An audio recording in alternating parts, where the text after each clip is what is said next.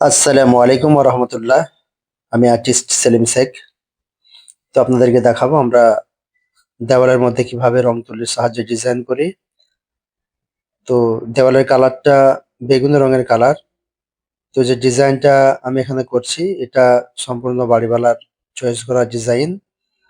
তো উনি আমাকে দেখালো যে ভাই সেম টু সেম আমাকে ডিজাইনটা করে দিতে হবে। তো সেই মোতাবেক আমি অলরেডি ফুলের ছবিগুলো আঁকা শুরু করে দিয়েছি আমি।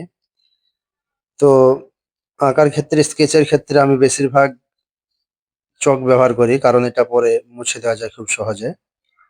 তো আমার স্কেচ প্রায় শেষের দিকে, এবার রঙের পালা। তো আমি ফুলের সাদা কালারগুলো এবং পাতার কালারগুলো আমি প্রায় করে ফেলেছি। তো এরপরে হলুদ রঙের শেড হবে। পাতার আমি ডালগুলো কিভাবে আঁকাচ্ছি আপনারা দেখুন। কমপ্লিট কাজের ভিডিওটি নেক্সট ভিডিও পাবে, তার জন্য অবশ্যই ফলো দিয়ে রাখবেন এবং লাইক শেয়ার কমেন্ট করবেন।